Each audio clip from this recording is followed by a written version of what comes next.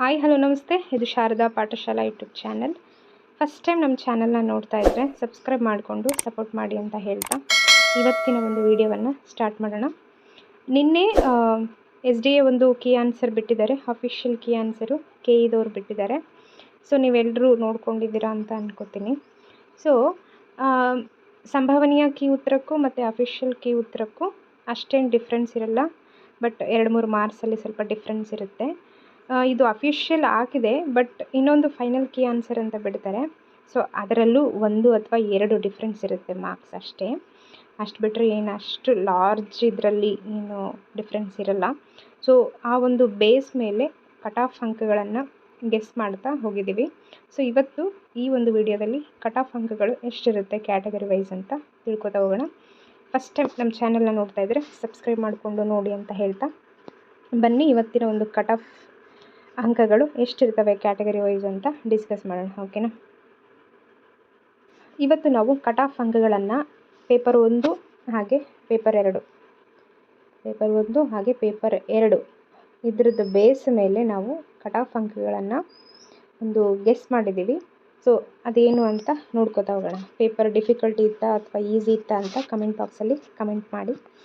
ನಾವು ಹೇಳೋ ಪ್ರಕಾರ 60 ಓಕೆ 60 ಕ್ವಶನ್ಸು ಡಿಫಿಕಲ್ಟಿ ಇದ್ದರೆ 40 ಈಸಿ ಇದ್ದಾವೆ.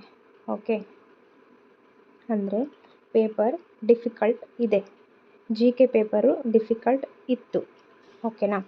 ಸೊ ಅದೇ ರೀತಿ ನಾವು ಕಮ್ಯುನಿಕೇಷನ್ ಪೇಪರ್ ಅಂದರೆ ಪೇಪರ್ 2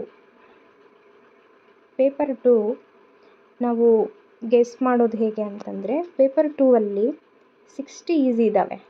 ಓಕೆನಾ. 40 ಏನಿದೆ ಡಿಫಿಕಲ್ಟ್ ಇದೆ. ಓಕೆನಾ.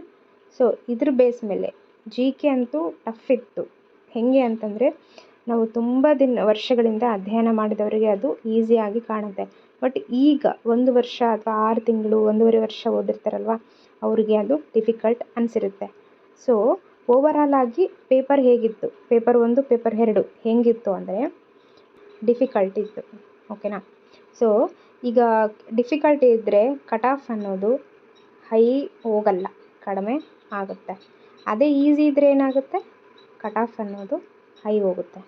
ಬಟ್ ಈಗ ಕ್ಯಾಟಗರಿ ವೈಸ್ ಡಿಸೈಡ್ ಮಾಡೋಣ ಹೇಗೆ ಅಂತ. ಫಸ್ಟು ಕಡಿಮೆಯಿಂದ ಜಾಸ್ತಿ ಹೋಗೋಣ ಆಯಿತಾ.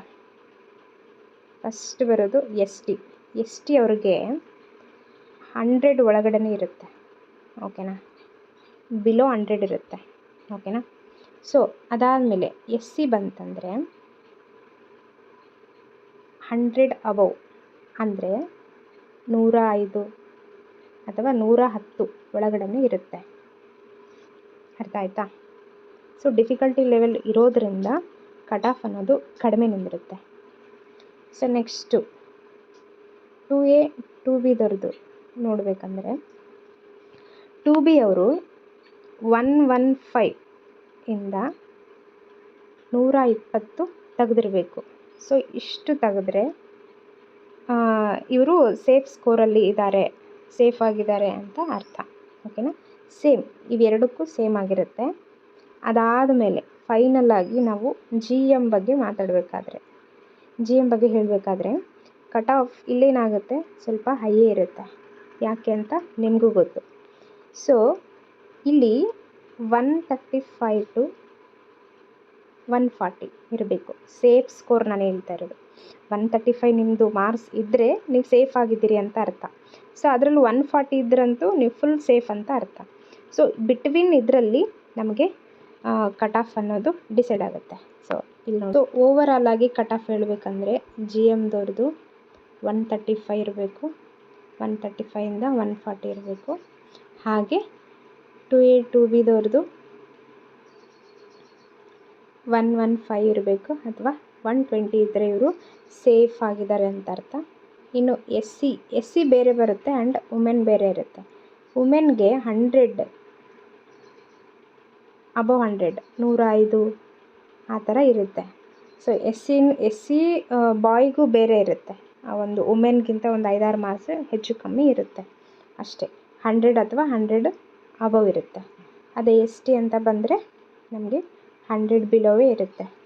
ಸೊ ಇನ್ನು ಎಕ್ಸ್ ಸರ್ವಿಸ್ ಮ್ಯಾನ್ ಇರ್ತಾರಲ್ಲ, ಸೊ ಅವರಿಗೆ ಈವನ್ 75 ಬಂದರೂ ಕೂಡ ಅವರು ಪಾಸ್ ಆಗ್ತಾರೆ. ಓಕೆನಾ. ಸೊ ಇದು ಬಹಳ ಕಡಿಮೆ ನಿಲ್ಲುತ್ತೆ ಎಕ್ಸ್ ಸರ್ವಿಸ್ ಮ್ಯಾನ್ದು ಅವ್ರದ್ದು. ಬಟ್ ಕ್ಯಾಟಗರಿ ವೈಸು ಇಷ್ಟು ಸ್ಕೋರ್ ಇದ್ದರೆ ನೀವು ಎಲಿಜಿಬಲ್ ಅಂತ ಅರ್ಥ. ಸೊ ಇವತ್ತಿನ ಒಂದು ವಿಡಿಯೋವನ್ನು ಇಲ್ಲಿಗೆ ಕಂಪ್ಲೀಟ್ ಮಾಡೋಣ. Thank you.